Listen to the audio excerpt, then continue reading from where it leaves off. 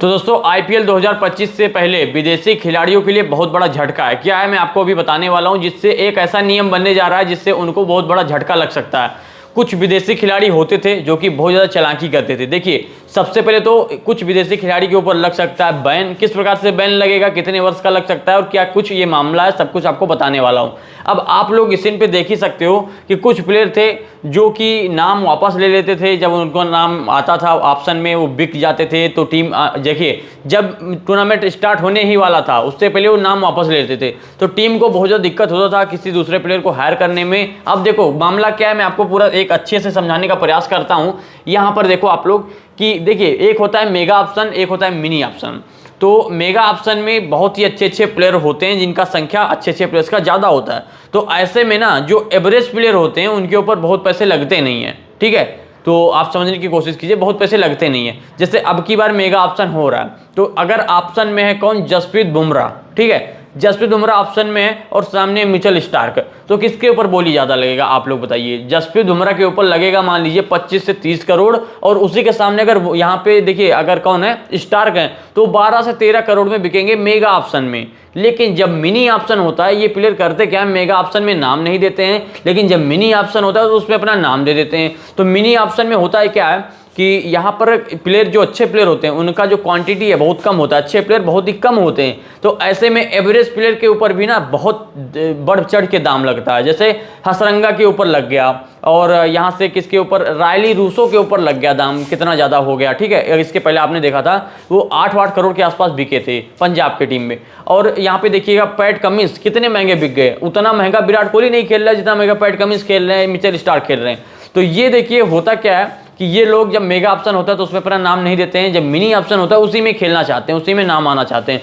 तो ऐसे में जेसन रॉय जैसे प्लेयर ना 5 से 10 करोड़ के बिक जाते हैं मिनी ऑप्शन में। मेगा ऑप्शन में वो बेस प्राइस पे भी बिक जाए तो बहुत मुश्किल बात होगी, ठीक है। तो यही लोग ये सब करते हैं। अब कुछ प्लेयर होते हैं कि देखेंगे भैया मेगा ऑप्शन में उतर गया, मिनी ऑप्शन में उतर गया, उनका नाम में ज़्यादा पैसे आए नहीं, मान लीजिए बेस प्राइस पे खरीद उठे, तो वो क्या करते थे कि जब टूर्नामेंट स्टार्ट होने वाला होता था ना उसके पहले वो कहते थे भैया मैं नहीं खेलूंगा, मैं चला अपने देश, मेरा फैमिली रीजन है, कुछ पर्सनल रीजन है, या फिर कुछ भी बता के वो चले जाते थे। कौन से प्लेयर थे मैं अभी आपको बता देने वाला हूँ, ठीक है।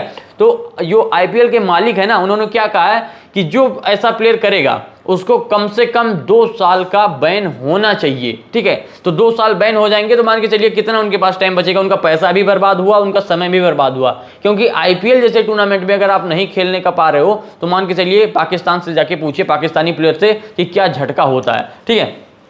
पैसों की बारिश होती है आईपीएल में, आईपीएल में इतना पैसा है। यहाँ पे जो आईपीएल के मालिक है उनका कहना है कि जो प्लेयर, जैसे नाम आ गया इस प्लेयर का, भैया ये प्लेयर हमारी टीम में हसरंगा, जैसे अभी मैं आगे आपको लेके चलता हूँ।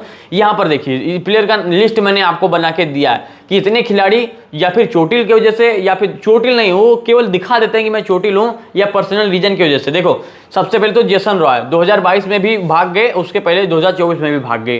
तो ऐसे में क्या हुआ कि जो टीम इनको बाई किया था, इनको खरीदे थे, उनका नुकसान हो गया। इतनी जल्दी में आप किस प्लेयर को लेके आओगे, अपना स्ट्रेटजी बना के आप प्लेयर को खरीदते हो। अब देखो एलेक्स हेल्स हो गया, साकिब अल हसन हो गया, मार्क वुड देखिए लखनऊ की टीम ने खरीदा था, तो इनको समर जोसेफ को लेना पड़ा जो कि वेस्ट इंडीज का बॉलर है, आप जानते ही होंगे। तो देखिए अब मार्क वुड का रिप्लेसमेंट तो है नहीं, आप भी जानते हो। तो ऐसे में लखनऊ टीम को बहुत ज़्यादा झटका पड़ा, और देखिए ऐसे में बहुत ज़्यादा नुकसान हुआ लखनऊ को। अब यहाँ पे देखो एडम जैम्पा भी नहीं खेले, हसरंगा देखिए हसरंगा नहीं खेले, तो हसरंगा नहीं खेले तो सनराइजर हैदराबाद को 2024 में बहुत ज़्यादा नुकसान हुआ, क्योंकि उनको एक चाहिए था मिडिल ऑर्डर में जो कुछ बैटिंग कर ले, हिटिंग कर ले, और अच्छा लेग स्पिनर। देखिए मयंक मार्कंडे को खिला रहे थे, लेकिन इनके कई लेग स्पिनर थे।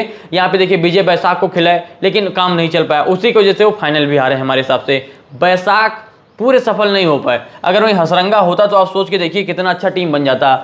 हसरंगा की बॉलिंग भी अच्छी है, बैटिंग भी ठीक ठाक कर लेता है। तो यही कुछ रहा है, और इसी सब को देखते हुए ना आईपीएल के जो मालिक है उनका वो कहना है कि ये रूल होना चाहिए। हमारे हिसाब से बिल्कुल सही है, आप बताइए आपके हिसाब से ये रूल कैसा है। और ऐसे में विदेशी खिलाड़ी जो खुद ज़्यादा काबिल बनते थे, मान के चलिए जब उनका प्राइस ज़्यादा लगता था वो खेलते थे, अगर बेस्ट प्राइस में बिक गए या कम में बिक गए तो भैया वो चाहते थे ना कि हम ना खेलें। अब मिनी ऑप्शन में उतरेंगे, उतना जितना हम दोनों में मिला के पाएंगे। देखिए एक बार टीम ने खरीद लिया, आप सोचो मान के चलिए यहाँ से हसरंगा को 5 करोड़ में कोई भी टीम मान लीजिए हैदराबाद ने खरीद लिया, तो इसके बाद जब होगा तो वो इनको क्या करेंगे, कुछ करेंगे है नहीं, उनको फिर से यहाँ से अपने टीम में रख लेंगे, तो इनको 10% ज़्यादा के हिसाब से मिलेगा, तो 5 करोड़ का या मान लीजिए 5.5-6 करोड़ मिल जाएगा, और क्या चाहिए मिल जाएगा।